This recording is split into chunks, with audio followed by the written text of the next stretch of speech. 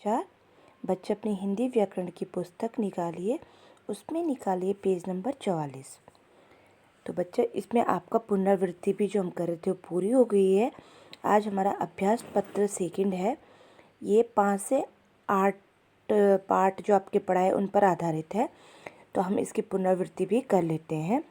तो इसमें आपको दे रखे हैं निम्नलिखित शब्दों के सामने लिंग के नाम लिखिए। कोष्टक में दिए गए शब्दों के भाववचन संज्ञा में बदलकर रिक्त स्थानों की पूर्ति कीजिए। वचन बदलकर वाक्य फिर से लिखिए। निम्नलिखित वाक्यों में से कारक छांटिए और उनके भी नाम लिखिए और सही विकल्प पर सही का निशान लगाइए।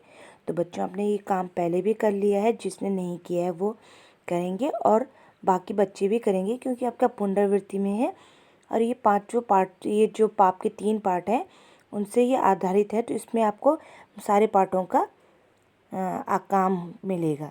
तो आप सभी करें। ये अपनी पाठ्य पुस्तक के साथ अपनी कॉपी निकालें।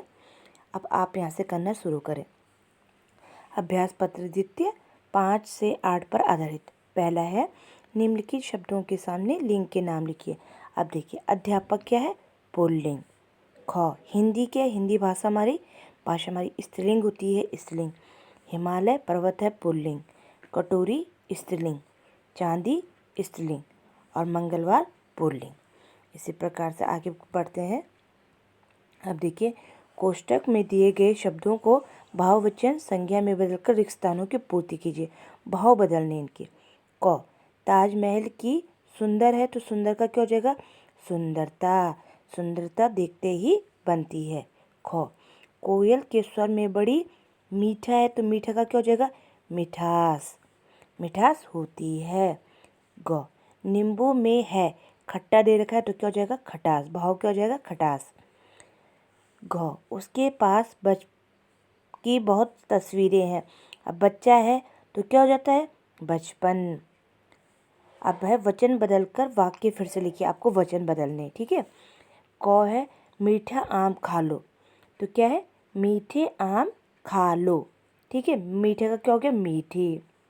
एक वचन का बहुवचन।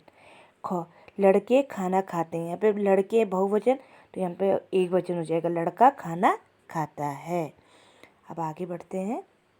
आप देखिए, यह है तरबूज मीठा है, तो क्या हो जाएगा?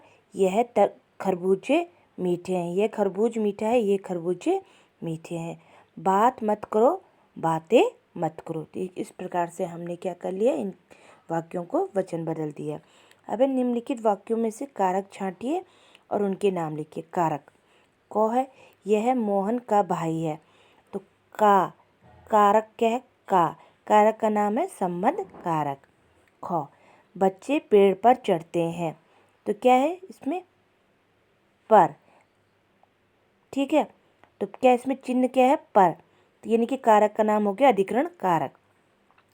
पौधों को पानी दे दो, को, ठीक है, को। तो यानी कि कारक का नाम है कर्म कारक।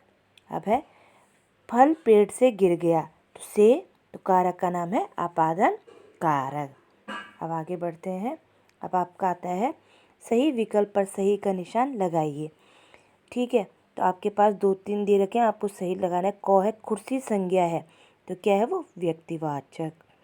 ख किसी व्यक्ति वस्तु स्थान या भाव आदि के नाम कहलाता है संज्ञा। ग माला शब्द का बहुवचन है मालाएं। घ दोनों लिंगों में समान रूप से प्रयुक्त होने वाला शब्द है डॉक्टर। और ब्राह्मण के लिए फल लाओ, इसमें क्या आएगा? के लिए। तो इस प्रकार से आपकी पुनरावृत्ति इसमें हो गई है। ये आपका जो अभ्यास पत्र है ये भी आपका पूरा हो गया है। इसको आप याद करिए और अपनी कॉपी में करिए। ओके।